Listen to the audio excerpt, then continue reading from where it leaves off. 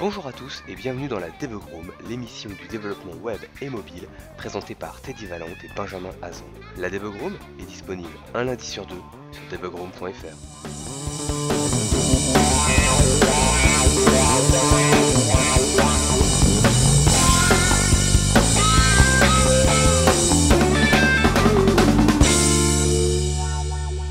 Bonjour à tous et à toutes et bienvenue dans la Debugroom. Au sommaire de cette émission, dans la section veille, on vous parle de plein de choses comme d'habitude. Dans le dossier de cette émission, nous l'avons consacré au framework CodeIgniter, vous verrez, c'est vraiment sympa. Dans la toolbox, nous avons une roue des couleurs et des favicons animés. Et dans la zone 404, on vous propose de programmer un ascenseur. Mais avant, j'accueille Teddy. Comment vas-tu? Ça va bien et toi? Ça va, très bien, très bien. Écoute, je te propose qu'on enchaîne avec la section veille. Gardez l'œil ouvert, c'est la section veille.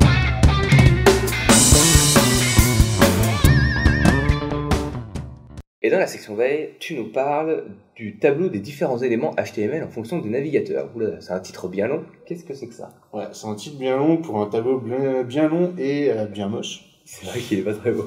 En fait, voilà, c'est un petit tableau que je vous propose d'aller regarder et à utiliser dans certains cas, notamment quand vous discutez graphisme avec un graphiste pour les sites web, parce que c'est un tableau qui va, alors, clairement, ils ont fait des captures d'écran, ils ont tout découpé dans Photoshop, enfin, ils ont bien galéré à le faire. Ah oui, c'est un peu chiant. Et c'est un tableau qui vous présente pour chaque OS, enfin pour Mac OS et Windows, et pour les différents navigateurs, à quoi ressemblent par défaut les différents éléments de formulaire d'un... D'accord, donc les input text, les checkbox, les radio buttons, les boutons, les textaria, etc. Et à chaque fois, on vous les présente dans leur mode par défaut, normal, et en focus. Focus, ouais. Voilà. Et donc, en focus, on voit qu'il y a quand même vachement de différence. Hein. Ouais. Là où en normal, bon... en focus, tout simplement, tu as des différences de couleurs, donc dans un design, ça rentre pas en fait. Ouais, carrément. Et ça, c'est clairement le genre de choses qui va être bien à montrer, comme je disais, hein, avec un graphiste, pour lui montrer que si... à chaque fois, on sait très bien comment ils fonctionnent, ils vont faire des captures d'écran de leur Mac, et puis du coup, on va avoir des belles checkbox. Et des beaux radio-boutons. Voilà, avec un focus qui est beau, avec un contour bleu et qui se fade et tout. Puis après, quand on regarde sur même Safari sur Windows, et ben, c'est juste dégueulasse, quoi.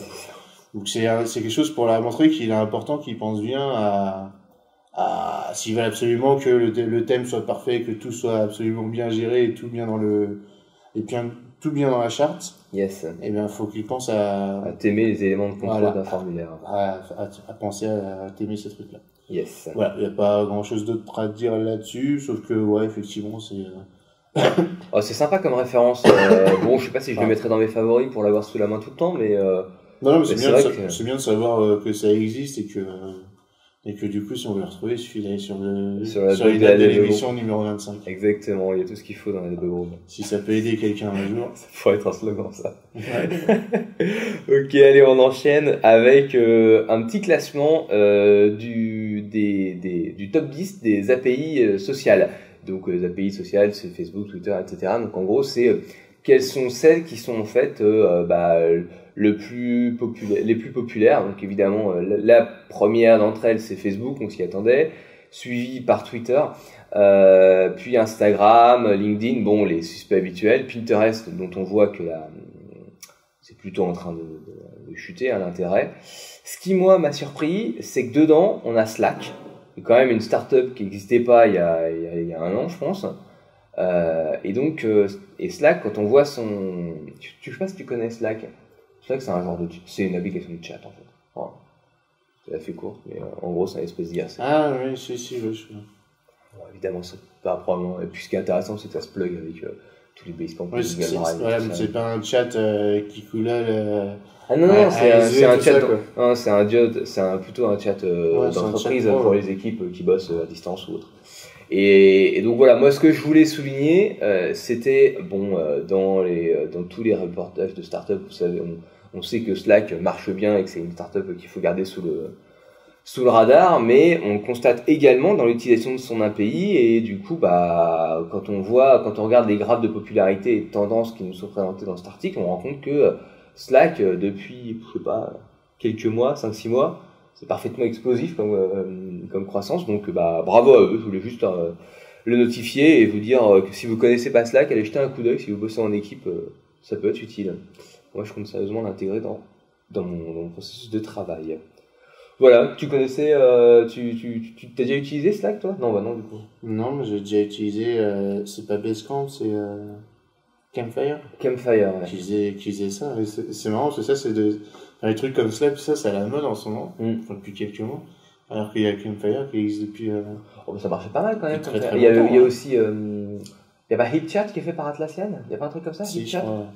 aussi qui est fait par eux, donc il y a pas. Mais ouais, mais je pense que c'est toujours dans la. Enfin, moi, je le vois. Moi, l'intérêt que je vois là-dedans, c'est que ça décharge un peu ma mailbox. Et moi, ça fait plaisir. Ouais, puis ce qui est bien en fait, c'est que ça fait de la communication asynchrone. Parce qu'on n'est pas obligé dans une équipe d'être tout le temps disponible, d'être tout le temps à fond dedans. Et il suffit qu'on peut se déployer entre guillemets du reste de la team pendant quelques, j'allais dire minutes, mais plutôt heures. Ouais, et puis revenir derrière et revoir la trace de ce qui s'est passé pendant qu'on n'était pas là ou pendant qu'on était en vacances ou à une conf ou quelque chose. Absolument. Absolument. Bref, voilà, donc tout ça pour dire un petit article qui met en avant que Slack est aussi un outil avec une API qui fonctionne bien. Il n'y a pas que l'utilisation pour les utilisateurs finaux. Teddy, de quoi nous parles-tu des éléments HTML en fonction des screen readers? Mais qu'est-ce que c'est que ça? Alors les screen readers, ça ressemble à ton autre lien, ça. Ouais, c'est un peu dans le même genre. C'est un peu dans la même veine. Les screen readers, c'est ce qui va permettre aux personnes qui sont mal ou non voyantes, notamment, de pouvoir utiliser Internet. Le problème, c'est que les développeurs, quand on n'est pas dans ce cas-là, on s'en a absolument, enfin, la plupart d'entre nous, on n'a aucune idée de comment ça fonctionne finalement. Bien sûr.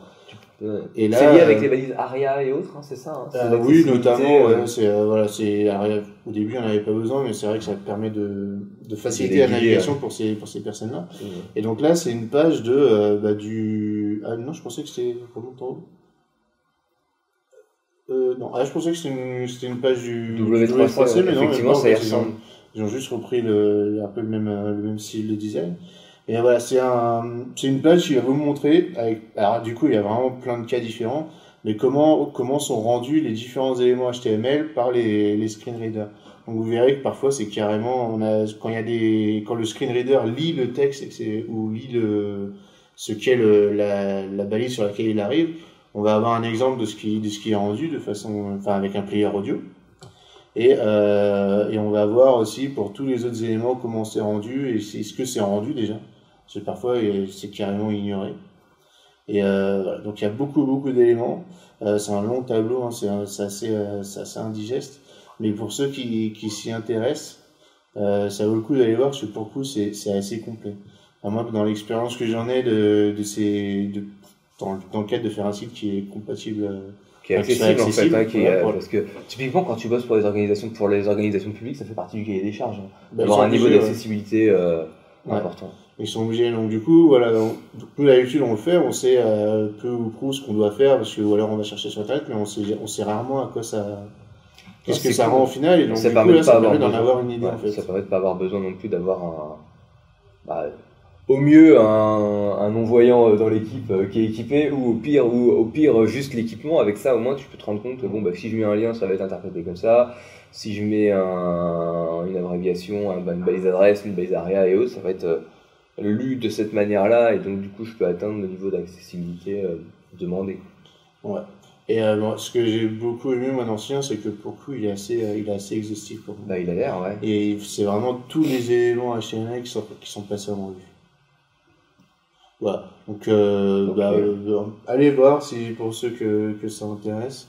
Yes. Et voilà, les autres, gardez en mémoire comme on en a parlé, quand ça le jour où vous en aurez besoin, vous pourrez le retrouver dans les notes de l'émission. Faudrait qu'on fasse un sujet sur l'accessibilité, c'est quand même un point. Ouais, moi je ne m'y connais pas assez pour. Non, moi non plus, mais on va trouver quelqu'un pour S'il y a quelqu'un qui nous écoute qui veut venir faire un dossier là-dessus, yes, contactez-nous.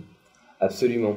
Alors, aujourd'hui, donc, moi je voulais vous parler d'un petit sujet intéressant qui est la mise à disposition du bêta channel des Android WebView, donc pour ceux qui allez, j'allais dire en bait, mais en capsule.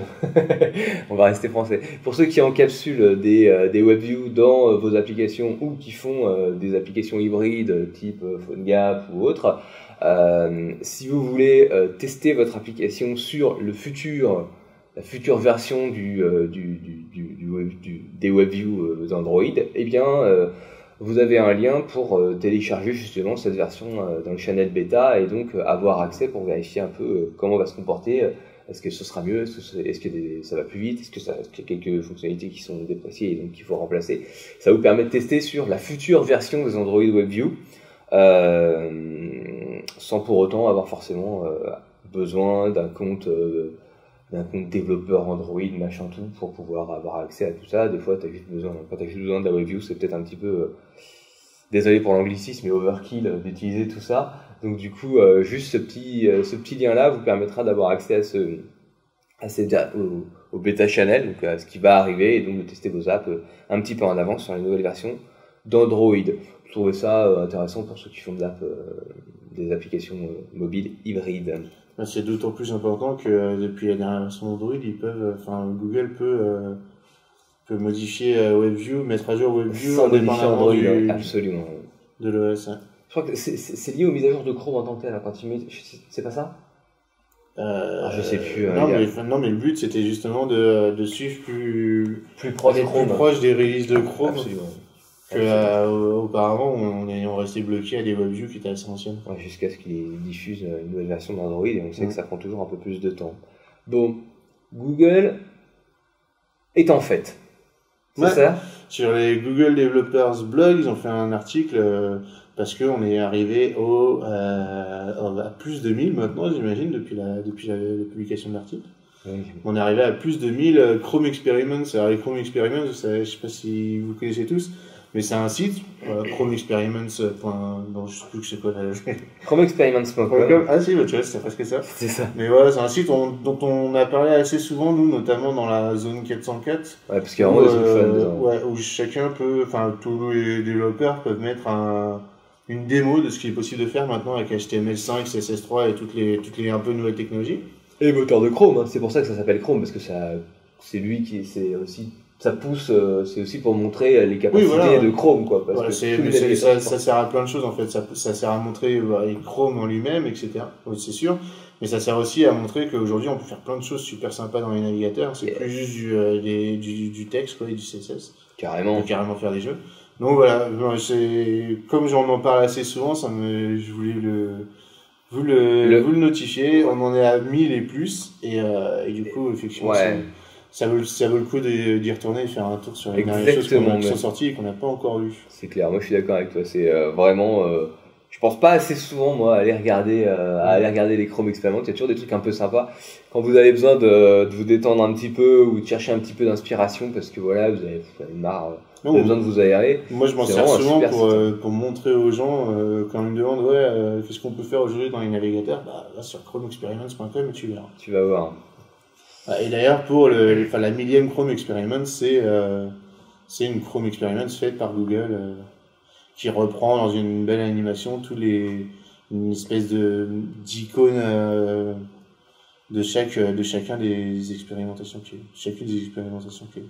D'accord. Normalement, c'est des liens, tout ça. Voilà. Ah oui, d'accord. Non, c'est très cool. Franchement, c'est très cool.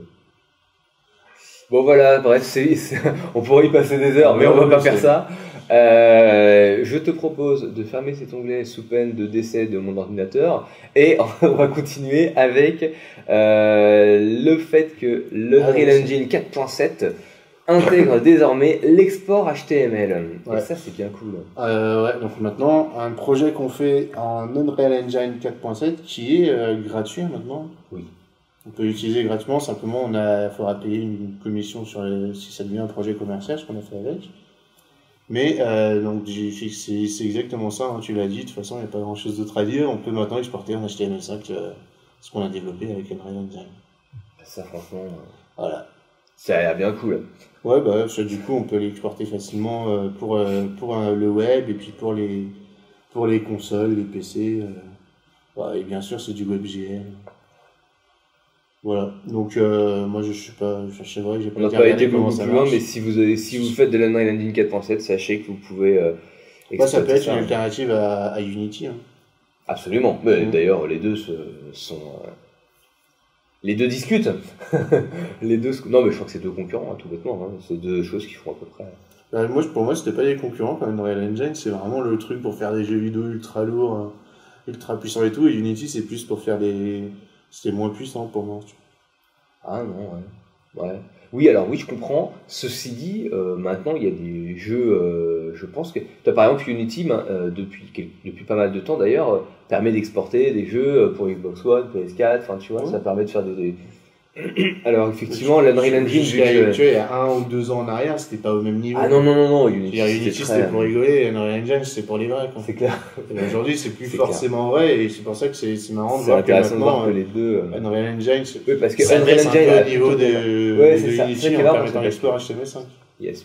Unreal Engine était plutôt focus sur les applications consoles et les jeux machin, là où Unity a dit ah bah nous aussi on fait du web et on fait un peu de mobile, tu vois, c'était un peu ça son truc, et là les deux se regroupent, là où Unity dit bon bah nous aussi on sait faire de la console, et Unity qui dit bah nous maintenant on sait faire du web. C'est cool. Non mais c'est bien, ça fait qu'enrichir l'écosystème, c'est que du positif tout ça. Allez, on continue avec un petit un petit site que j'ai trouvé vraiment sympa qui s'appelle GitHut. Vous entendrez la similarité, à quel point c'est proche de GitHub, parce qu'en fait c'est juste un petit site qui regroupe les langages les plus populaires sur GitHub. Donc sans surprise, JavaScript devient trace devant. Donc eux, ils ont un certain nombre d'indicateurs, donc le nombre de repositories actives, le nombre total de push, le nombre de push par repository, le nombre de forks par repository, ah là, ça devient compliqué à traduire, les nombres de bugs ouverts, et le nombre de watchers, de followers, de ceux qui suivent par repository. C'était chaud, hein. Parce que vraiment, si tu traduis watchers par followers... T'as trop raison. Pardon. Aïe. Bref, donc du coup, au 4e trimestre 2014, JavaScript est en tête, suivi de Java, de Python, CSS, PHP, Ruby, C++, etc. Bon, est-ce que toi, ce classement te paraît surprenant? Non, parce que JavaScript, de toute façon, t'as 50 000 jQuery, plugins jQuery, etc. Et avec Node.js, du coup, on en a encore plus maintenant. Ouais. Mais du coup, c'est dommage qu'ils aient pas fait la différence entre les librairies et les frameworks. Ouais. Parce que tu vois, quelqu'un qui se dit, bon, alors qu'est-ce que je vais apprendre comme langage de développement, il va pas, s'il hésitait, tu vois, entre, je sais pas moi, PHP, Ruby ou faire du Node.js, tu vois, il va pas, il se dit, ah, JavaScript, Node.js et JavaScript, c'est largement devant, alors que là, là, ça inclut, pas que des frameworks, quoi. Tu vois ce que je veux dire? Ça aurait été pas mal de faire une catégorie spéciale, framework côté serveur pour, ah, d'accord, de séparer les deux. JavaScript, quoi. Ouais, notamment pour différencier le JavaScript côté back du JavaScript côté front. Oui, je comprends, parce qu'après pour le reste, c'est vrai que ça va pas. Mais après, voilà, là il se base sur la conf qu'on a mis dans le GitHub où on dit, bah tiens, qu'est-ce que c'est que le code qu'il y a dedans? Est-ce que c'est du Ruby, du PHP ou du JavaScript? Absolument. Donc, mais après, c'est bien fait, c'est bien présenté. Ouais, non, mais je trouve ça intéressant de l'avoir en tête, de regarder un petit peu comment c'était. Est-ce qu'il y a des langages que tu connais pas là-dedans? R. Tu connais R? C'est pas un truc pour les scientifiques, ça? Je pense que c'est un truc pour les matheux. Ouais. Après, t'as VIML, le Go, le Perl, le CoffeeScript, le Tex, le Swift. Ah oui, le Swift, bien sûr, le truc d'Apple. Le Scala, le Lisp, le Haskell, le Lua. Ça, c'est un truc pour scripter les jeux de mémoire. Le Clojure. Ah, MATLAB. Truc de maths aussi, ça. Arduino. Ah, c'est un langage en tant que tel. Je crois que c'était codé en C, l'Arduino. Bon. Les Makefile, ça commence à être un peu borderline, ça, les Makefile. Groovy. C'est un truc en Java, ça. C'est pas un truc de test. C'est test unitaire ou c'est templating, Groovy? Je me disais que c'était du Java. Du Java tout con. Ouais, tu peux pas cliquer dessus, hein, pour moi? Ah, si, je dois avoir. Hop. Non, tu peux pas. Ah non. Bon. Bref, du coup, voilà, c'était un petit peu c'est toujours sympa d'avoir les chiffres et puis c'est vraiment bien présenté. Yes, ouais, c'est cool, ça permet de voir un petit peu tout ce qu'il y a à voir.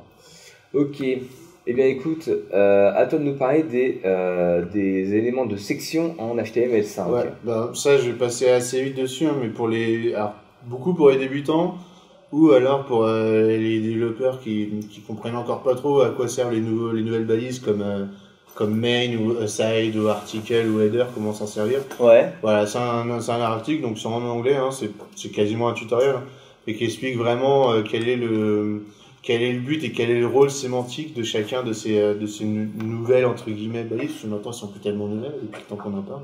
Oui. Dans HTML5.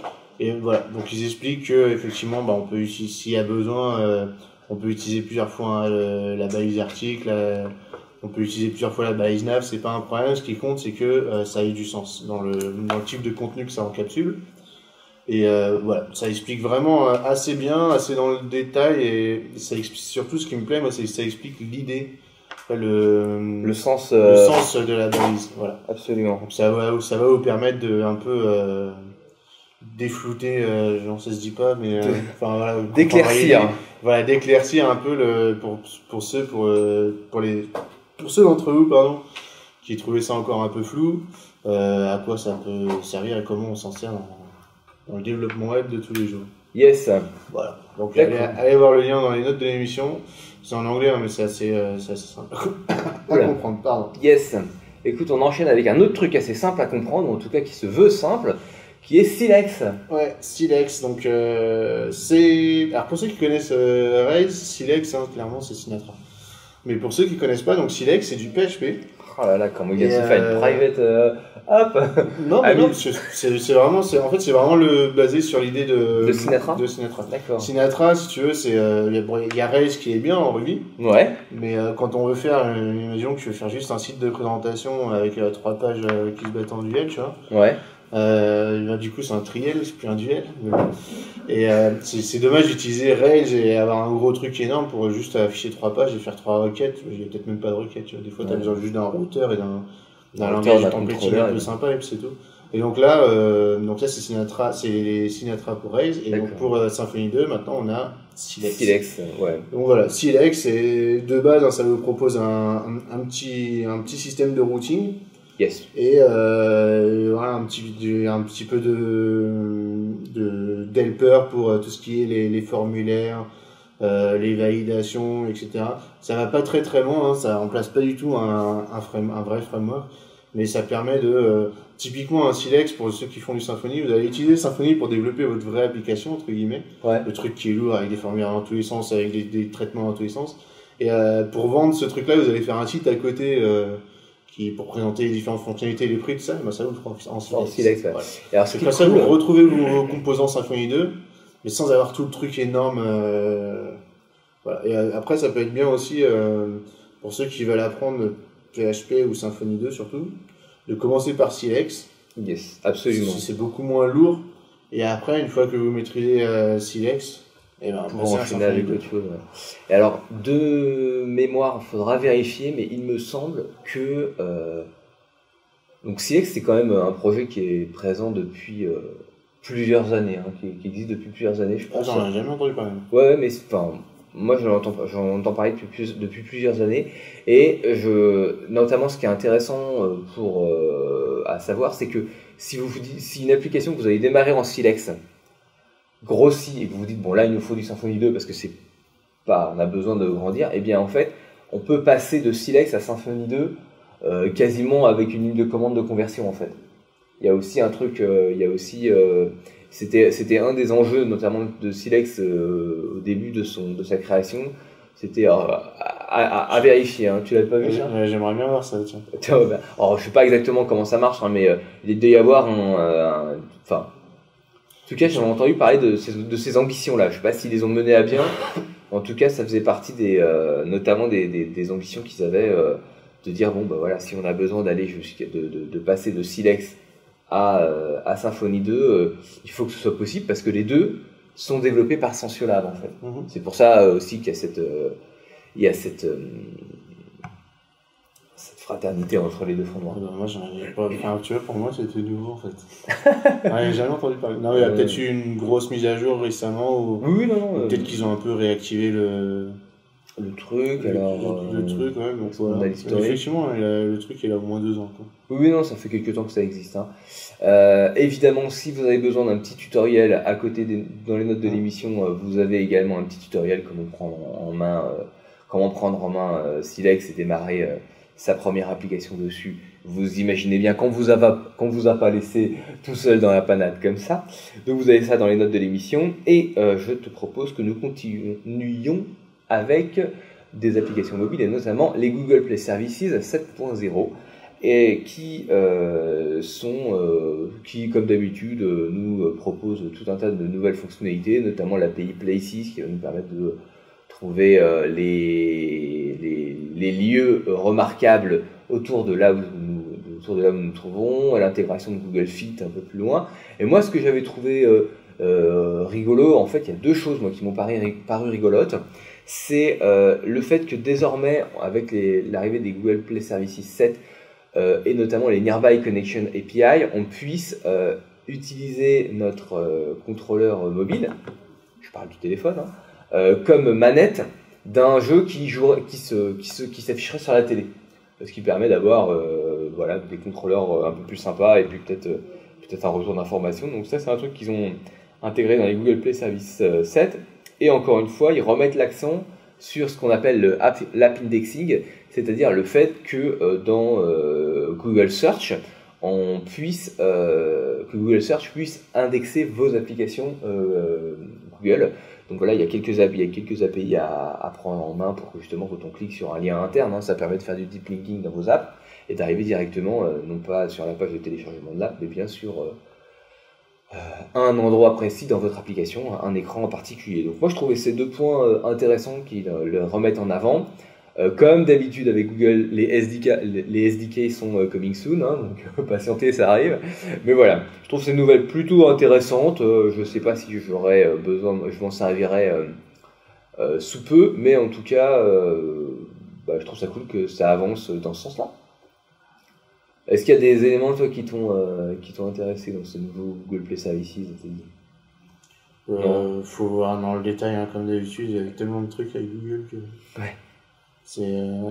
Mais après, le principe de la manette, là, ça peut être sympa. Ça peut être rigolo, moi je trouve cool. Ce qui est cool, c'est qu'ils ont standardisé avec une API, comme ça, moi tout le monde fait de la même manière. Parce que c'était possible déjà avant, mais chacun bricolait ses trucs dans son coin. Donc voilà, allez. Après en France, on n'a pas de Google TV, donc... Le Nexus Player, il est toujours pas avant. Non, mais personne ne l'aura, parce qu'on a tous des Freebox, des Livebox, tout ça, donc... C'est vrai. Ça c'est pour les États-Unis ou les autres pays, mais en France c'est assez particulier, on n'a pas besoin d'avoir ces trucs. Non, c'est vrai.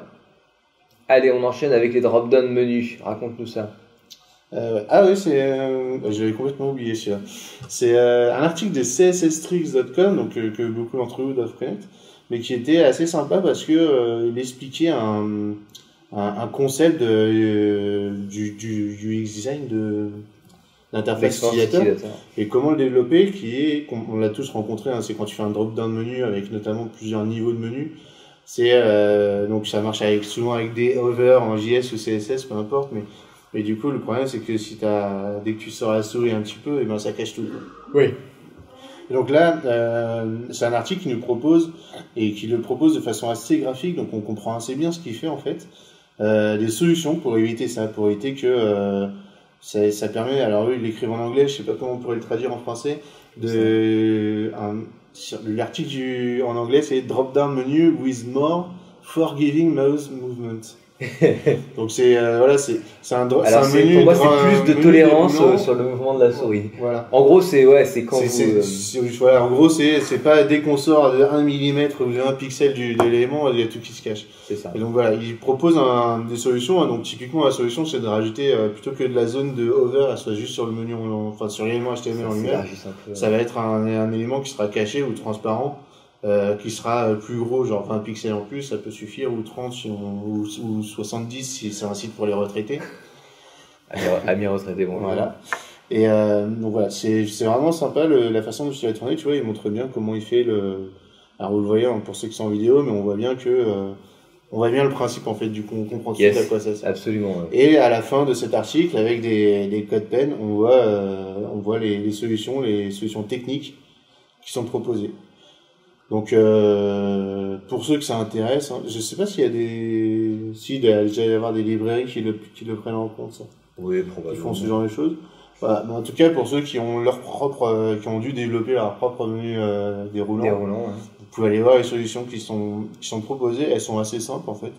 Oui. C'est pas ultra complexe, hein, mais voilà, je trouvais ça intéressant Ouais, c'est clair, pour pour l'avoir améliorer déjà fait. l'expérience. Moi, je sais que c'est pas que c'est facile, quoi. Ouais, ça c'est vrai que quand tu dois prendre ça en compte, c'est pas forcément. Bah, Ouais. ça oblige à modifier Disons vachement le balisage de ton menu, quoi. Voilà, rajouter plein de fausses divs autour pour que la souris elle puisse naviguer n'importe comment. Toujours Sinon, un peu- après, tu mets des time-out, tu vois, tu dis, bon, j'enlève la classe active dessus pour que ça se cache 2 secondes Après que le mec la se soit souris barré. soit sortie. Donc elle a le droit de se balader pendant 2 secondes et après il faut qu'elle revienne si Ouais. elle veut pas perdre le menu. Mais ça, c'est encore plus chiant à faire, en fait. C'est vrai, ça je veux bien croire. Donc voilà, Bien. une bonne ressource pour ceux qui ont des questions existentielles sur les menus déroulants. Nickel. Allez. Eh ben écoute, quelqu'un d'autre, il y a 2 autres équipes qui ont des questions existentielles. Ah oui. C'est l'équipe de Node.js et l'équipe de IOJS.org qui, je vous rappelle, hein, le second est un fork du premier. Mais Mais voilà, il y a donc c'est sur GitHub, sur le repository d'IOJS, il y a Michael qui propose quand même qui fait une proposition de réconciliation, donc avec bien sûr le principal problème c'est la gouvernance technique du projet, et qui du coup propose alors avec enfin j'ai lu le texte, comment on dit, beaucoup de diplomatie, ah, c'est bien. un projet de réconciliation. Tu veux dire que c'est pas trop lesque. Ouais, C'est voilà, vraiment ça. constructif. Non, c'est vraiment constructif, et le but c'est, voilà, on sait très bien que d'avoir un fork de ce genre-là, c'est pas une bonne chose pour le projet dans sa globalité. Bah non, parce qu'au final, il y en a Pour un les des deux deux, qui va hein. mourir. Enfin, je veux dire, l'histoire c'est. Ouais, et puis moi le truc c'est s'il Ça meurt tout de fait- suite c'est pas grave, s'il meurt dans 2 ans c'est chiant pour ceux qui l'ont choisi. Absolument. Surtout s'il s'éloigne beaucoup de l'autre projet. Ouais. Voilà. Donc, moi, je trouve ça intéressant à lire, tu vois, ça fait un peu, tu sais, on a un peu au début de l'histoire du truc, peut-être que dans 10 ans, il y aura plus que Node.js, tu vois. Il y aura plus que ce genre de framework. Et, voilà. J'aime beaucoup, ce genre de choses. D'initiative, ouais. Ouais. Et donc, c'est quand même IOJS qui se rapproche de Node. C'est ça, c'est IOJS qui dit à Node, bon, allez, on arrête les conneries, faudrait qu'on fasse un truc intelligent quand même, tous les deux. Bah, bravo, ouais, moi je trouve ça bien aussi, je suis d'accord, j'encourage. Et du coup, est-ce que ça veut dire que le fork qui a été réalisé, c'était presque du chantage, je sais pas. C'est pas impossible. Ouais. Tu sais, j'imagine bien la réunion, les mecs, ils sont là, ils font, ouais, la marche, fais un fork, si tu continues, je vais faire un fork. Et ben, le mec, il a continué, et puis du coup, il a vraiment fait son fork, il a fait l'autre, il a vraiment fait, c'est salaud, quand même. C'est con. Donc, Bon. ouais. Ça ressemble un peu à ça, hein, mais on va voir ce que ça donne. Il y a pas mal de discussions autour de ça, hein, alors c'est tout sur GitHub, mais tu vois, ta barre de défilement, Elle est toute petite, il y a plein de discussions. Ouais. Non, c'est clair. 178 commentaires. C'est cool. Et puis, ouais, non, mais le voilà, clairement, le sujet principal, c'est la gouvernance. La gouvernance. Bah, ok, bah écoute, on va suivre ça, et puis, du on coup, vous tiendra au courant. Ouais, parce que c'est vrai qu'on était, quand on avait annoncé la sortie d'IOJS.org, on s'était dit, bon, c'est dommage. D'ailleurs, on a eu la dernière version de Node.js, c'était un petit peu rattraper un petit peu les retards qu'avait pris Node.js par rapport à IOJS. Enfin, donc bon, c'est vrai que s'ils peuvent fusionner leurs efforts, ça fera qu'une plateforme qui à mon avis est prometteuse, ça ne la fera que grandir. Bon, est-ce qu'on parle d'un autre truc qui est prometteur aussi? Je vous parle du HTTP version 2. Donc pour l'histoire, hein, pour ceux qui s'en souviennent pas, HTTP 2 c'est la version standard du protocole Speedy de Google, qui a pour principal but d'accélérer le web, et tout en restant compatible avec le protocole HTTP1 que nous connaissons. Malheureusement, en tout cas pour moi c'était le cas. Vas-y. C'est pas compatible avec la HTTP1. Non, mais pour que ton site soit compatible à HTTP2, il faut quand même faire quelque chose sur le serveur. Oui, il faut que faut que le serveur web soit compatible HTTP2, oui. Mais l'idée c'est de pas, c'est ce qu'ils disent d'ailleurs. Ils disent l'idée c'est pas de refaire une implémentation complète de l'HTTP en tant que tel. C'est de par exemple, ils n'ont pas redéfini les verbes. Il y a toujours get, post, put, delete, par exemple. T'as toujours ces choses-là qui restent. Ils ont juste fait quelques évolutions pour améliorer sa performance. Et si vous vous posez la question, ok, très bien, et c'est quoi la vraie différence entre les deux? Parce que malgré tout, c'est quoi la différence? Les différences clés entre HTTP2 et HTTP1, elles tiennent en 5 points. La première, HTTP2 est en binaire, là où HTTP1 est en texte, est en format texte. 2, HTTP2 est multiplexé au lieu d'être bloquant. Alors, je suis pas bien sûr de piger ce que ça veut dire ça, mais en gros, l'intérêt de ça, c'est que du coup, on peut utiliser qu'une seule connexion pour faire plusieurs requêtes. Donc voilà, c'est ça l'idée. Du coup, ça limite le nombre de connexions sur le serveur. Là où HTTP, quand tu récupères tes images, tu demandes toutes tes images en même temps et ça crée autant de connexions. Ça c'est surtout lié au fait que quand tu parses ton HTML, t'es pas obligé d'attendre que chacun des fichiers sur lesquels t'es tombé soit téléchargé pour aller récupérer ceux d'après. Ouais, je suis pas sûr que ce soit ça en fait. Mais faudrait qu'on. Bon, si vous voulez du détail sur qu'est-ce que ça veut dire multiplexer, il y a l'explication dans le document. Ça utilise des headers compressés pour réduire la surcharge du protocole et ça permet, et ça je trouve ça intéressant, le fait que les serveurs puissent pusher des réponses vers le client. Et ça je trouve ça cool. Donc voilà, donc ça c'est les grandes différences principales. Ils ont fait un petit site qui permet justement d'en parler, de décrire les différentes implémentations, qui envoie des liens vers les différentes spécifications en question. Bref, si vous voulez en savoir plus sur HTTP2 et qu'est-ce que ça veut dire en vrai, parce que mine de rien, c'est pas aussi simple que l'IPv6, tu vois, autant d'IPv4 à IPv6, bon bah ok, c'est des nombres un peu plus grands pour les IP, facile. HTTP2 c'est un poil plus complet, plus riche. Si vous voulez en savoir plus, le site est rapide, la FAQ est nickel pour avoir toutes ces réponses.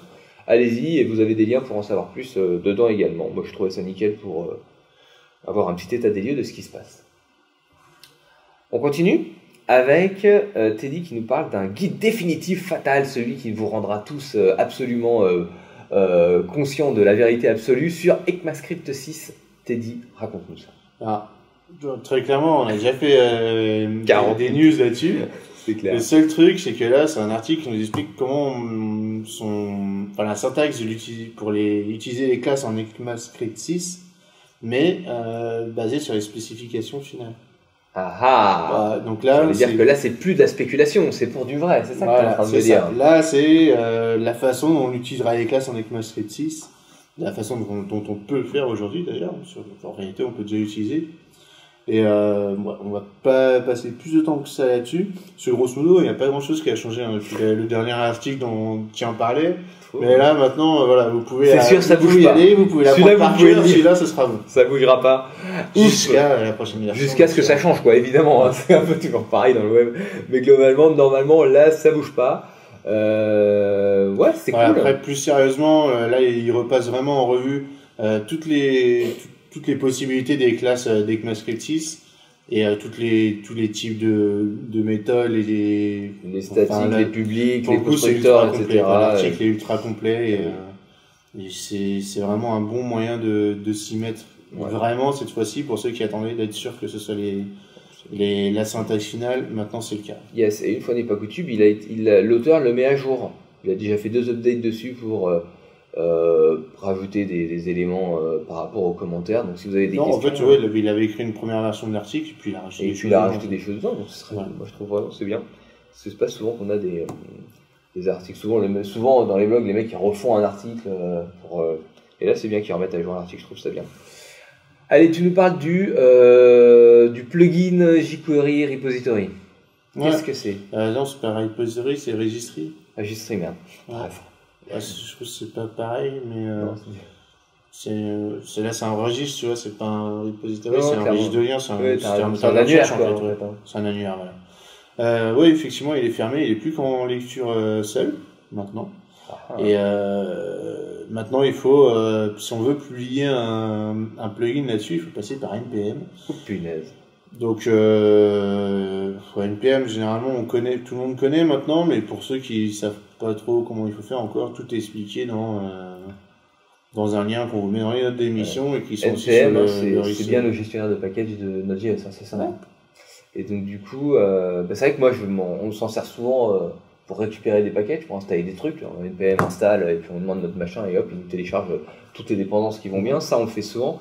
C'est vrai que dans l'autre sens, moi, je le fais pas souvent. Le côté publier un truc dans le repository, dans le registre. Après, si tu veux, pour les plugins jQuery, t'as deux types de développeurs. T'as le développeur comme nous, hein, qui sait faire. Après, t'avais les développeurs qui faisaient des choses plus, qui sont plus des graphistes, qui savent toucher un peu du jQuery, qui publiaient des plugins. Ouais. Et qui du coup, eux, ils le publiaient, ils envoyaient un zip quoi sur le site, dans l'annuaire quoi. Sur le jQuery registry, ouais. Voilà. Donc maintenant, voilà, c'est pour ça que c'était pas mal de leur expliquer comment il faut faire. Oui, c'est sûr que c'est un peu mieux. Mais ça va peut-être réduire le nombre de gens qui vont être capables de publier. Ça va être ça risque de créer un petit frein. Mais bon, est-ce que ça améliorera la qualité? Je suis pas sûr. Tu penses pas? Bah, tu passes par ça pour aller chercher quand tu cherches un plugin, s'il y a un plugin jQuery qui fait ce que tu as besoin de faire, tu passes par ça? Ah non, je disais pour la publication. Pour les mecs, je pense que du coup, le fait d'imposer de publier via NPM, ça va rendre la publication plus difficile et donc il y aura peut-être moins de mecs qui vont publier des plugins. Et donc peut-être intégrer. Non, mais qui vont publier des plugins sur le registry jQuery. Ah après, oui, après ça leur interdit pas de balancer un petit site web qui t'as raison. Du coup, ouais, c'est pour ça que je te demandais si tu utilisais souvent ce registry, parce que moi personnellement, quand je cherche un truc, je le mets dans Google et puis. Cherche quoi. Et généralement, t'arrives sur la page GitHub. C'est clair. C'est clair, c'est qu'un autre. À mon avis, il pourrait même le fermer ce truc-là. Du coup, ça sert plus. Bon, enfin bref. On n'est pas dans leur tête. Hein. C'est clair. Quelque part, le fait de le passer en read-only, c'est un début. Ouais, bah, c'est le chemin vers. À un moment, ils en avaient marre de ce truc-là. Ils avaient été piratés, ou ils avaient été hackés, ou il y avait un problème de performance, je sais plus. Du coup, il avait fermé, puis maintenant, ils l'ont mis en read-only. Enfin, j'ai pas trop suivi. Hein, ouais. Encore une fois, je pense qu'il n'y a plus personne qui. C'est plutôt sur la pente descendante, ce truc-là, je suis d'accord. Ouais. Je suis d'accord. Allez, on se fait notre petit lot de release et de sortie des 15 jours. On vous en a sélectionné quelques-unes. Moi, je vais sélectionner la version 36 de Firefox, qui apporte plusieurs choses, notamment le support complet de la HTTP2, dont on en a parlé il y a un instant. Ils ont rajouté une langue, le ouzbek. Je trouvais important de le préciser. C'est une vraie ouzbek. Ouais. Sinon il n'y a pas grand chose d'autre. Hein. Ils ont rajouté du ECMAScript 6. Ils ont un peu amélioré l'inspecteur. Ils ont fixé des choses sur les CSS Gradient. Je suis bien content parce que moi j'ai eu un bug avec ça il y a quelques temps. Pré-multiplied. C'est un truc compliqué. Il n'y a pas vraiment qui s'en sert, tu vois. Okay. Mais allez, ça continue à avancer. Après il y avait Knockout JS 3.3 qui vient de sortir. Donc je pense qu'il n'y a pas grand monde qui connaît Knockout. C'est une librairie JS, enfin c'est plutôt un framework pour le coup. Un framework JS qui n'est pas très connu, mais je voulais quand même le signaler parce que c'est une mise à jour qui est assez importante apparemment. Ah donc ça fait des custom éléments, c'est ça? C'est un truc pour gérer les custom éléments? C'est une sorte de Angular, de Ember, JS, tout ça. D'accord, nickel. Il n'y a pas, je crois que c'est pas très utile en tout cas dans notre auditoire. Ensuite, une autre release, c'est justement, on en parlait, c'est Node.js qui sort en version 0.12. Voilà. 0.0, c'est important de le préciser. Voilà. Là, pareil, il y a beaucoup de choses qui changent, mais c'est beaucoup de choses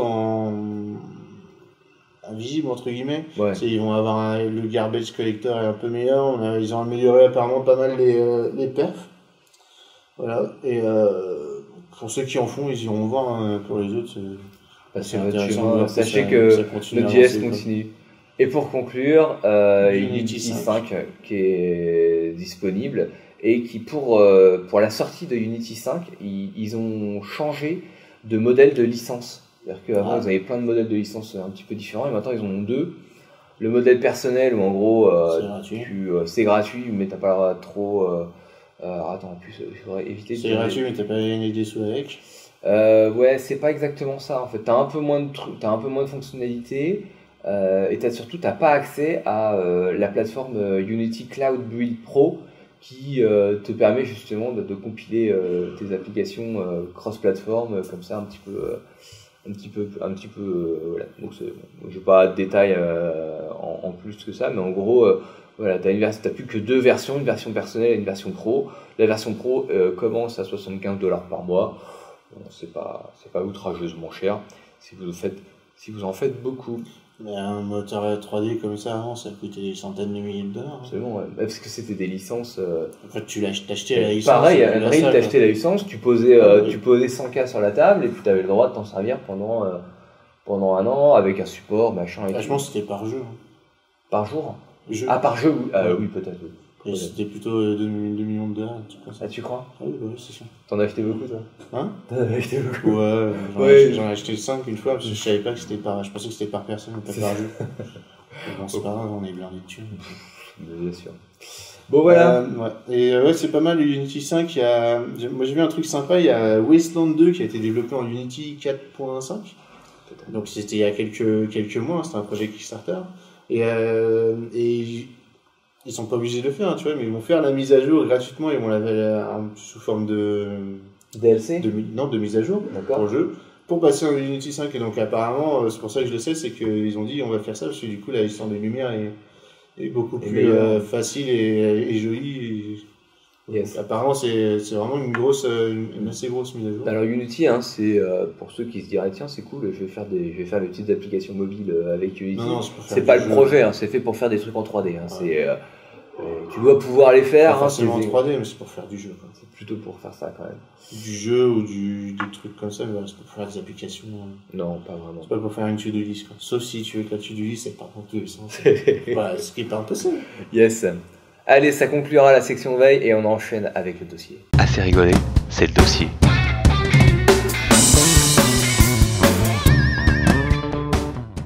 Et dans le dossier, on vous parle de CodeIgniter, le framework qui illumine ton code. CodeIgniter, ça veut dire illuminer son code. Bref. Tout ça pour dire que CodeIgniter, qu'est-ce que c'est? C'est un framework PHP qui est à peu près aussi populaire que Symfony. Sauf que lui, il est très populaire plutôt aux États-Unis, là où Symfony est plutôt populaire en Europe et en France. Pour dire que les deux sont populaires à peu près au même niveau, je me base sur un petit site qui s'appelle hotframeworks.com qui fait un classement en fonction de l'activité sur GitHub et de l'activité sur Stack Overflow tout un tas de frameworks. Et on constate que voilà, les 3 frameworks de tête sont Symfony, Laravel et CodeIgniter, qui ont tous les 3 un score de 84. Est-ce que c'est beaucoup ou pas, j'en sais rien, mais en tout cas les 3 sont ex aequo avec le même score, c'est les 3 top 1 des frameworks PHP par rapport selon ce site. Et c'est vrai que les deux ce sont des frameworks très populaires, donc du coup ils sont actifs, etc.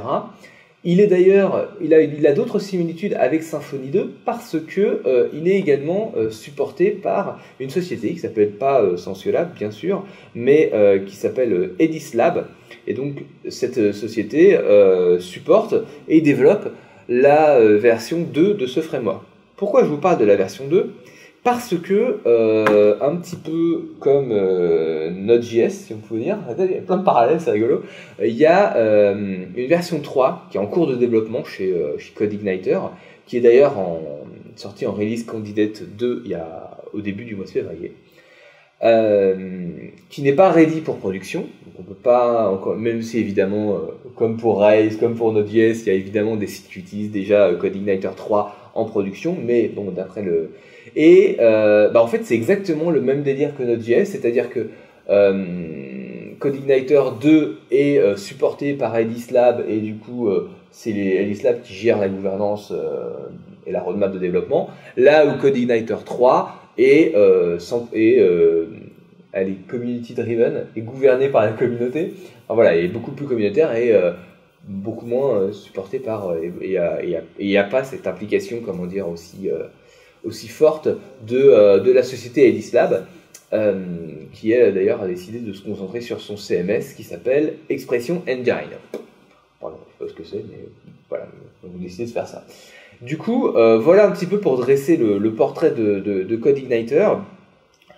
Son avantage, alors moi ce que j'ai aimé, c'est qu'il est 1000 fois plus simple que Symfony 2 à prendre en main. C'est vraiment un framework ultra simple. Leur argument, hein, c'est que d'ailleurs, il est très léger en termes footprint, d'impression mémoire. Ça marche ça? D'impact mémoire? Impact peut-être. Ouais.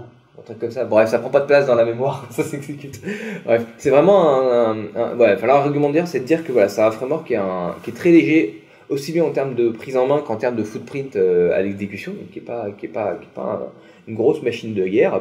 Après, si on veut, est-ce que toi tu connaissais déjà? Je crois que oui. Hein, j'ai déjà utilisé.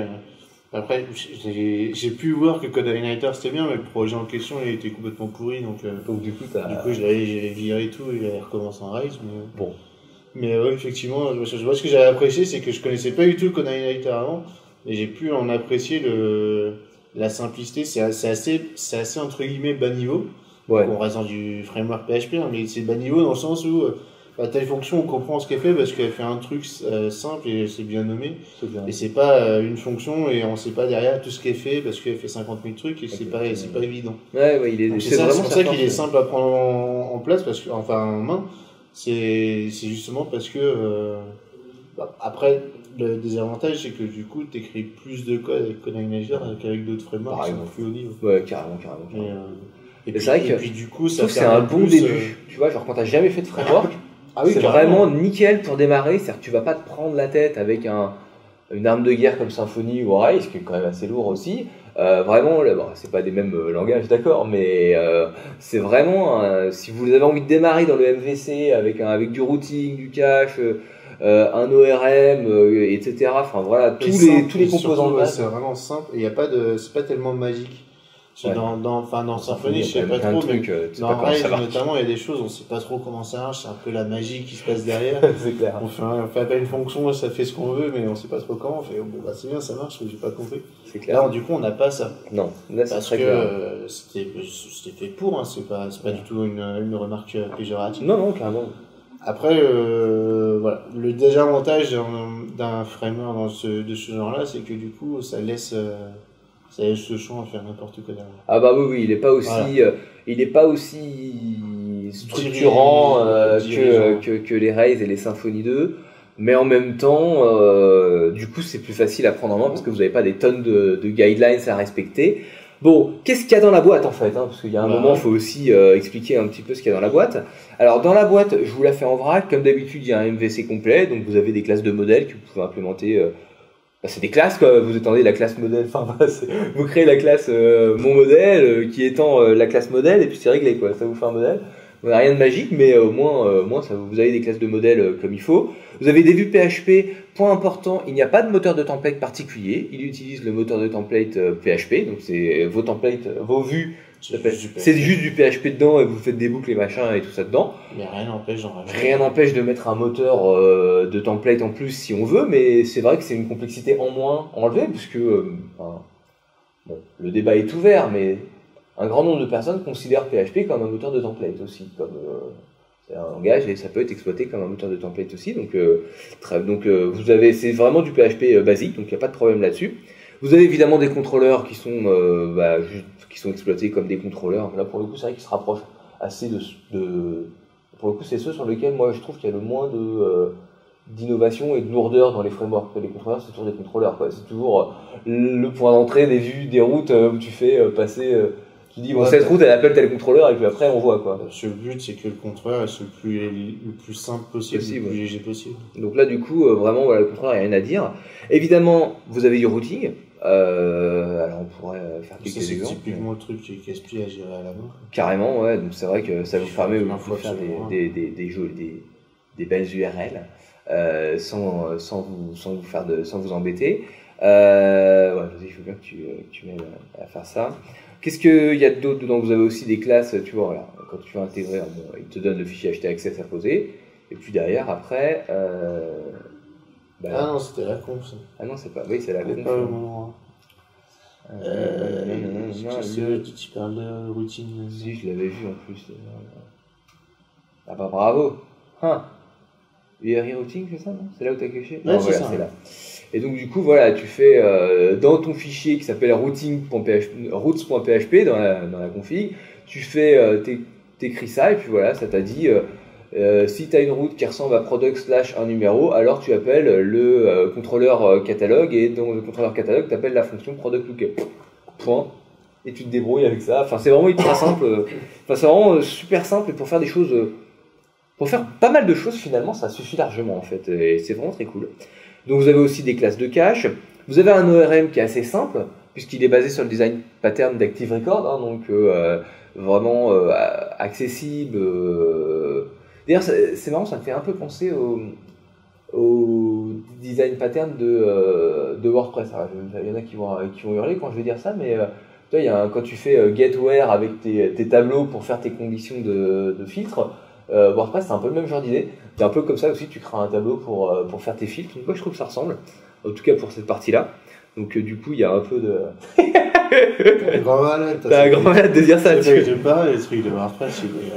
La merde. Dans WordPress, je trouve qu'il y a trop de magie et dès que tu fais un truc un peu plus compliqué, t'as plus rien. Mais en même temps, le WordPress, c'est un moteur de blog, c'est pas pareil. C'est pas tout à fait la même chose.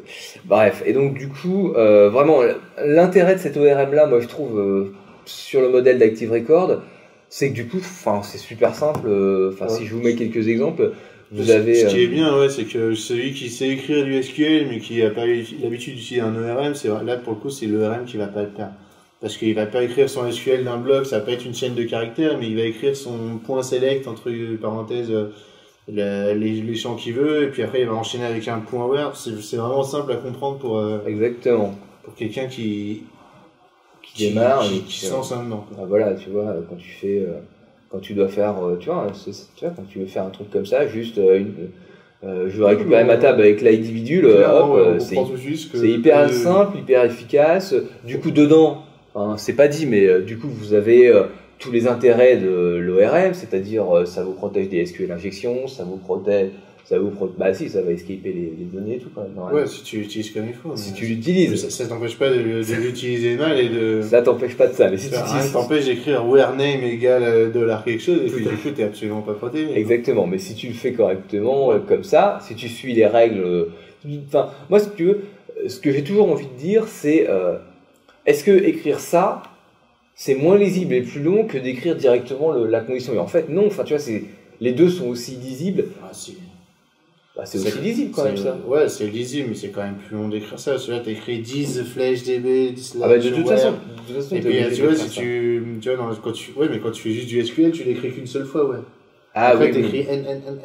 Tout à fait. Tiens. Oui, non, mais je comprends. Et t'as d'autres avantages, t'as beaucoup plus d'avantages de faire. Alors, pour simplifier ça, les mecs, il y a du chained URL. Je sais plus comment évidemment et du method chaining. Voilà, donc vous pouvez faire un truc comme ça aussi, ce qui allège un petit peu la syntaxe et qui rend le truc toujours aussi lisible. Donc du flash select, flash from, flash where, flash limit, etc. Et là tu vois, je comprends tout de suite que c'est un select, title, from table, where, id égale quelque chose. Donc t'es pas perdu quoi. Tu reconnais ton SQL. Exactement, tu reconnais ton SQL, t'es protégé en même temps. Ça vous permet, moi je trouve ça vraiment bien moi je trouve ça vraiment bien pour faire ça, pour démarrer sur un framework. Qu'est-ce que j'ai vu d'intéressant? Vous avez toutes les classes qu'il faut pour faire de la validation de formulaire, avec la création de règles de validation. Donc on a les classiques, valide email, valide IP, valide number, valide, il y a des passwords, il y a des passwords confirmation matches qui marchent aussi, il y a isUnique, il y a isAlpha, il est required évidemment. Ça c'est tous les standards, vous en avez une petite quinzaine, tu vois, c'est pas comme dans d'autres où tu as 80 règles de contrôle de formulaire, et tu fais oh là là, qu'est-ce que c'est que cette histoire? Toi par exemple dedans, t'as pas les cartes de crédit, t'auras pas les numéros de téléphone, t'auras pas ces trucs là, mais t'as les regex, donc tu peux, et puis après t'as le truc un peu passe-partout, c'est-à-dire tu peux créer ta règle de validation custom en utilisant un petit callback, tu l'implémentes et puis ça te permet, du coup tu la codes toi-même, ça se fait assez bien.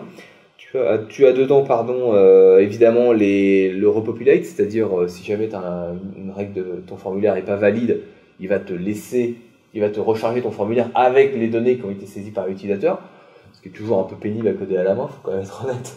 Donc là, c'est cool de l'avoir automatiquement, et bien évidemment les custom messages, donc les custom error messages, donc pour pouvoir dire pouvoir mettre soi-même les messages d'erreur qu'on a envie de faire. On a de l'internationalisation, bien sûr, donc avec c'est marrant, ils n'utilisent pas getText, ils utilisent encore du PHP là-dessus. Tu as des fichiers language_fr, language_en, et puis ils pourraient utiliser du getText, mais du coup ça enlève une complexité, parce que ça peut être chiant de faire du getText, donc au moins c'est aussi, si tu sais faire du PHP, tu peux du coup faire ça. Et puis en vrac un petit peu, vous avez des sessions, des tests unitaires, de la gestion de l'upload, de l'Ajax, bon, tout ce dont vous avez besoin. Des choses aussi dont vous n'aurez pas forcément besoin tout de suite si vous ne travaillez pas en équipe, c'est les migrations. Ça, c'est un truc qu'on peut mettre de côté dans un premier temps et mettre en place après, mais qu'on va retrouver dans les plus gros frameworks comme Rails, comme Symfony 2. Donc vraiment, j'ai été agréablement surpris quand je me suis pris un peu la tête dedans, parce que du coup, vraiment, je le trouve accessible et en même temps assez complet. Enfin, je veux dire, toi, les migrations, non, c'était pas forcément, ça va quand même assez loin. Ça rend donc le truc compatible pour du travail en équipe avec des bases de données qui évoluent beaucoup. Donc, moi, je trouve ça vraiment intéressant. Et donc voilà, donc après vous retrouvez dans les docs de l'émission le lien vers la doc vers la branche 2.0, donc aujourd'hui la branche Ready to Production, hein, donc c'est celle qu'il faut utiliser si vous voulez l'utiliser tout de suite, sachant que la branche 3.x va sortir prochainement, hein, il y a déjà les docs de la branche 3 qui commencent. D'ailleurs la différence entre les deux n'est pas profonde en fait, c'est juste un rework du truc, mais les fondamentaux de CodeIgniter n'ont pas été revus, n'ont pas été profondément modifiés avec la version 3. Donc si vous démarrez avec la 2 et qu'un jour vous voudrez passer à la 3, vous ne serez pas 100% perdu, vous restez dans le truc. Et vous avez le lien aussi vers le GitHub pour suivre l'activité du développement, sachant que dans le GitHub, vous n'avez que la version, que la branche 3 en fait, que la branche communautaire, donc la future, qui est gérée là-dedans. La branche 2.x n'est pas gérée est pas gérée dans le GitHub. Donc voilà un petit peu moi ce que je voulais vous dire sur CodeIgniter, c'est que si vous avez besoin de faire une appli avec un framework parce que ça rentre pas dans les CMS que vous utilisez habituellement, mais que Symfony 2 c'est un peu lourd pour vous, et ça franchement je peux le comprendre, eh bien regardez CodeIgniter, très sincèrement vous y arriverez facilement parce que la prise en main est vraiment facile. Est-ce que tu as des éléments à compléter, mon ami? Ouais. Moi, j'ai beaucoup aimé, comme je disais tout à l'heure. Le seul truc que j'ai trouvé dommage, c'est que c'était fait en PHP. Le troll. C'est un peu le troll, tu vois. Ah, le troll. Moi, je sais juste, j'en ai marre, moi, sur du PHP, donc... Qu'est-ce que tu voudrais faire, toi? Tu veux faire que du Rails? Non, du Rails ou du Node, ou des choses comme ça, tu vois, mais pour moi, aujourd'hui, c'est Rails qui est bien, parce que c'est basé sur Ruby, tu vois, qui est vachement... qui est facile à utiliser, etc. Qui est surtout la syntaxe est géniale. Et la PHP, je trouve que c'est un peu vieux quand on fait PHP. Je partage ton avis. Après, il y a encore beaucoup d'activités autour de ça. Tu vois, je veux dire, Java c'est un peu vieux et pourtant il y a peut-être plus de jobs en Java que. Java, pour moi, c'est encore pire que PHP. C'est encore pire que pire. C'est la merde. Java, c'est viscéral. Je refuse de travailler avec ça. Mais... il n'y a pas vraiment de. Dans mon cas, il n'y a pas de raison intelligente à ça. C'est juste que j'ai eu des mauvaises expériences avec, c'est tout. Oui, non, bien sûr. Bah... Et PHP, j'ai pas eu une mauvaise expérience avec. J'en fais encore beaucoup. Hein. Je fais encore du WordPress, du Drupal. Mais c'est vrai que la syntaxe, le fait que une fonction, est-ce qu'ils l'ont mis en tout attaché, est-ce qu'il y a un underscore, est-ce que c'est du. Non, mais puis des fois, tu vois, des fonctions de recherche sur les strings, tu vas avoir le truc que tu recherches, les tableaux qui sont pas tués, oh là là, c'est vraiment, ça va aller, sur la doc de PHP pour des pour savoir dans quel ordre on fout ces putains de paramètres, parce que c'est pas la même chose que la fonction que ta fonction à côté. C'est pas possible. Bon, ne nous relançons pas dans ce débat, on est d'accord sur ce sujet. C'est le truc, sinon CodeIgniter en soi, moi je le trouvais vraiment bien. Ouais, c'est vraiment moi je trouve que c'est un très bon premier framework à démarrer, pour démarrer avec, c'est nickel. Après, le truc que je sais pas trop, c'est est-ce que t'as des modules, des choses comme ça autour de ça. Parce que typiquement dans CodeIgniter, tu vas pas avoir la gestion des utilisateurs, et ça c'est un truc que t'as pas envie de développer à chaque fois, tu vois. Carrément. Alors moi ça j'ai pas. Alors il y a un forum et je crois qu'il y a effectivement des trucs. Oui, effectivement, tu as des librairies. Et tu vas avoir les trucs principaux, c'est-à-dire l'exemple que je donne, c'est la gestion des utilisateurs. Ouais. Parce que pour moi, typiquement un framework qui n'a pas un module qui va gestion permettre de le utilisateur, faire, ça fait c'est pas un chier. bon framework. Ouais, c'est clair. Parce que c'est un bon framework, mais tu vas pas l'utiliser parce que ça c'est pas ou alors tu vas le développer. Mais tu vois, CodeIgniter, il a quand même quelques années. S'il n'y a pas déjà une librairie, un plugin ou un module qui permet de gérer l'utilisateur, c'est que faut pas l'utiliser. Non, c'est clair. Mais je sais qu'il y a ça, je sais que tu vas en avoir un qui va gérer je sais plus comment ça s'appelle, les pagers, quoi. La pagination, la ouais, ça pagination. c'est natif. Ah, c'est natif, Ouais, quand ouais. même. Ah, mais sur Ça une doit- librairie, dans mon souvenir. T'as une librairie qui va gérer, t'as une librairie qui gère les connexions d'utilisateurs, qui gère aussi les autorisations. Ouais, les Ah ACL. oui, c'est inclus dans CodeIgniter, la pagination. Yes, ça c'est inclus. Mais par contre, effectivement, t'as pas la gestion des utilisateurs en tant que tel. T'as un truc pour envoyer les mails, par exemple, tu vois, on n'en a pas parlé. Oui, mais ça, t'as bien un- sûr, ouais, mais Non, mais les utilisateurs, ça me dérange pas qu'ils soient pas inclus dedans, mais par contre, Mais faut qu'il y ait une librairie à côté librairie déjà qui toute fasse les faite, trucs ouais, ça classiques, c'est quoi. clair. Je sais que j'ai les trucs faciles pour les connexions Facebook, ça, comment ça s'appelle, les trucs, les Social Con, les hosts, ouais, ouais. exactement. Et t'en as quelques-unes comme ça. Je sais pas s'il y en a beaucoup, hein, mais voilà, c'est pas, pour moi, c'était pas, je pense pas que ce soit un truc, ouais, voilà, c'est quand ils appellent ça des add-ins.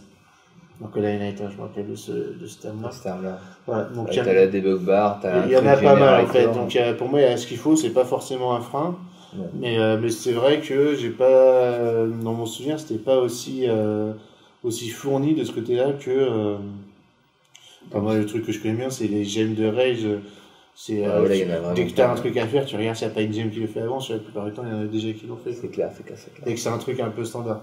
Donc là, les gros trucs standards, je sais qu'ils y sont. Après, je sais pas si tu auras d'autres trucs plus avancés derrière. Non, mais après, c'est vrai que du coup, comme c'est vraiment que du pur PHP et qu'il y a pas de.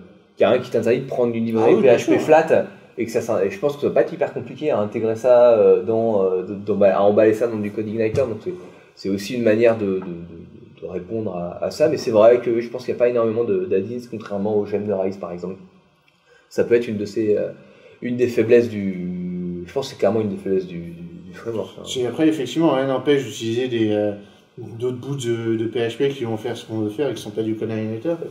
Mais bon, c'est Mais quand du même un coup, peu tu dommage. sors de CodeIgniter. Ouais, c'est moins. C'est Et vrai, c'est moins. potentiellement, tu vas être obligé d'installer un autre, même des fois des mini-frameworks qui vont te gérer, c'est dommage. Ça va commencer à être un peu acrobatique comme Ouais. situation. Et Bref. puis, surtout, c'est du PHP. Quoi. Je commence. Ah, il est incurable ce Teddy. Bon, voilà, ça conclura le dossier. En gros, CodeIgniter, c'est du bon. Si vous avez besoin de démarrer sur un framework, a priori, c'est un bon choix. Allez, on enchaîne avec la toolbox. Et maintenant, ouvrons la toolbox.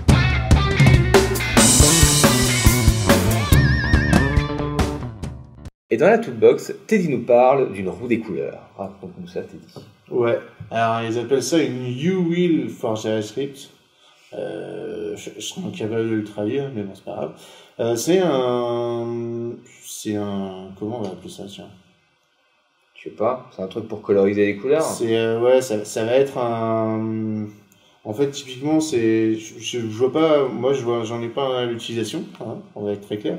Mais pour quelqu'un qui va faire une application grand public avec de l'upload de photos, ça va être un moyen. C'est une librairie JavaScript que vous allez apporter, qui va vous afficher en fait la photo de l'utilisateur de base qu'il a uploadé lui-même, et à droite Donc là, par le exemple, rendu final. Un papillon. Voilà, donc là on a un papillon, donc on a la photo originale à gauche, la photo modifiée à droite. Avant, Et après. Voilà, et on va avoir une roue de couleurs au milieu qu'on peut manipuler avec sa souris, ou c'est compatible touch aussi, il y a aucun souci. On va pouvoir manipuler des effets qu'on va faire dessus. Donc typiquement ça peut être bien pour les gens qui veulent mettre des effets, tu vois, ça peut être bien. Le cas que j'ai imaginé, moi, c'est que tu uploads ta photo de profil et tu veux laisser la possibilité à tes utilisateurs de rajouter des effets un peu à la Instagram, tout ça. Ça peut permettre de faire ça. Ça peut être un petit truc sympa, et en tout cas, c'est un truc, si jamais on Enfin, t'a là, demandé ça- de le développer, tu vois, je pense que T'es tu content de pas avoir envie de le faire. C'est assez compliqué si tu travailles sur les couleurs, sur l'image et tout. Faut qu'on ça doit balancer le week-end, tout, voilà, en fait, ce qui est intéressant maintenant, donc c'est pour ceux un jour qui ont besoin de faire un truc comme ça. C'est intéressant de pouvoir les récupérer. Et surtout, ce qui est intéressant, c'est le code en lui-même qui est assez complexe. Oui, l'API elle a l'air forte quand même. Le truc il est énorme. La librairie elle est énorme. Ils ont fait le truc à fond quoi. Et voilà, ce qui est intéressant surtout, pour la plupart d'entre nous, on n'en aura jamais besoin, c'est de voir comment ça a été développé en fait. Pour le coup, ça a été vraiment bien fait. Et on comprend assez facilement comment on peut manipuler les images grâce à cette librairie. Et donc compatible IE 10. Ouais. Et compatible surtout Touch aussi. Tout ça, ouais. Donc, si vous avez envie de faire. Je ne sais pas comment ils ont pu en avoir besoin de ce truc-là. Mais... je sais pas non plus. Bref, en tout cas, c'est très sympa. Ouais. Et on va continuer avec une petite librairie encore qui nous permet d'animer des favicons. Ouais, c'est ça. C'est Arcia, je sais pas qui c'est qui l'a développé. Non plus, de toute façon, on s'en fiche un peu. Non, on va trouver l'auteur. C'est EJCI, voilà. Bon, très bien. Non, il me semblait que j'avais vu quelque chose d'autre, mais c'est pas grave. Pardon. Alors là, pour le coup, c'est une autre librairie JavaScript qui va permettre simplement de manipuler son favicon. Il n'est pas juste avoir un favicon statique comme on a l'habitude, mais typiquement, ça va permettre de... tu vois, là, l'exemple qu'on a, c'est le logo c'est GitHub, ça. Ouais. Avec un 3 dessus, et on va pouvoir, avec une librairie JavaScript assez simple à utiliser, on va pouvoir faire des +1 si on a un badge de notification dessus avec un chiffre, ou des -1, ou de la fonction qu'on veut. On pourra changer l'icône, on pourra changer l'icône suivant différents éléments en appelant la fonction qui va bien. Tu peux l'animer aussi, le favicon. Donc, par exemple, on peut même carrément mettre une vidéo à la place du favicon. Je sais pas trop comment ils font, mais... Je sais pas non plus. Voilà. En tout cas, c'est un truc que je trouvais sympa et qui peut servir à plein de monde. Typiquement, c'est dès qu'on a je sais pas moi, une application de mail, et ben on peut écrire vous avez 7 nouveaux mails. Absolument, ouais. Ouais. C'est ça qui est cool. Et on peut le manipuler. Pour le coup, c'est vraiment simple. C'est vraiment rien de compliqué, quoi. Ça fait juste ça, mais ça le fait bien et ça peut être utile. Donc, si vous avez besoin de ça, favico.js dans la debug room, comme d'habitude. Et ça conclura la toolbox et on enchaîne avec la zone 404. En avant dans la zone 404.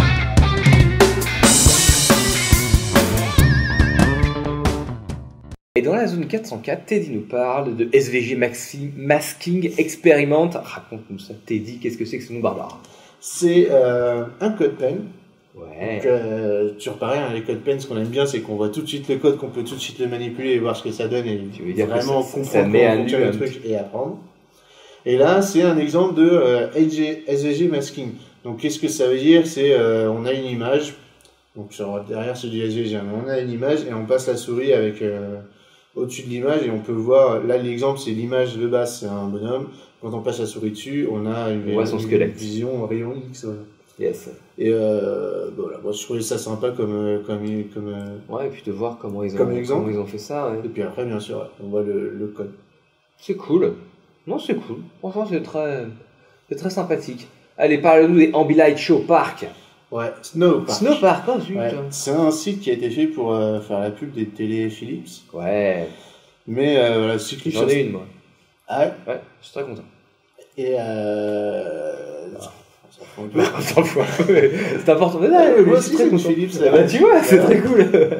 Mais voilà, là, ce qui est intéressant, c'est qu'ils ont fait une pub. La pub, c'est souvent d'un jeu où on descend une piste de ski. Et le but, c'est de récupérer des télés qui sont alors récupérer, en fait, il faut rentrer dedans, donc c'est un peu bizarre, mais bon. C'est de récupérer des télés qui sont sur la piste de ski. Mais tout ça, c'est fait, c'est pas du flash, en fait. Ça prend tout l'espace visible de la fenêtre du navigateur. Et c'est, tout simplement, c'est les technos dont on parle toutes les semaines, nous, dans c'est du WebGL, du Canva. C'est pas du flash, quoi, surtout. Moi, j'ai envie de dire, peu importe ce que c'est derrière, c'est pas du flash. Attends, j'aurais quand même réussi à choper une télé, les deux, j'en ai raté deux là. Attends, j'en ai une là. Je l'aurais pas celle-là. Attends, si peut-être. Oh yes, c'est ça. Ouais. Ah, et bien après, ça change les couleurs. Mm. Cool. Ah, voilà, c'est plutôt bien fait, c'est pas, ça casse pas trois pattes à un canard. Hein, comme Comment on ça, dit, ça mais, casse pas trop pas que un canard? C'est quand même bien cool. Ouais, c'est un peu, tu vois, C'est un peu moche, c'est un peu triangularisé, hein, c'est un peu polygoné cette affaire-là. Ouais. Mais Mais c'est sympa de l'avoir fait comme ça et de pas avoir fait du flash, quoi. grave. Pour une grosse boîte comme Philips, je trouve ça bien. Yes, c'est vrai. Ouais, pas grand chose d'autre à dire dessus. Absolument. Surtout que dans cette zone 404, on a la meilleure. On a la meilleure zone le 404. meilleur truc qu'on a jamais trouvé, c'est Elevator Saga. Qu'est-ce que c'est qu'Elevator Saga? C'est un jeu avec plusieurs challenges. Il y en a 17 plus le 18e niveau, c'est un sans limite, c'est-à-dire on peut le laisser tourner autant qu'on veut, on peut expérimenter autant qu'on veut. Et le but, c'est d'emmener des personnes aux étages qu'ils veulent en un certain nombre de temps. Donc ça, c'est les premiers challenges qui sont comme ça, après on en a d'autres. Mais voilà, le but, c'est de programmer un ascenseur, tout simplement. Exactement. Donc, il y a Donc des, pour ça, Vas-y. on a les différents étages qui sont représentés, on a les bonhommes qui sont représentés, qui s'affichent, et les ascenseurs.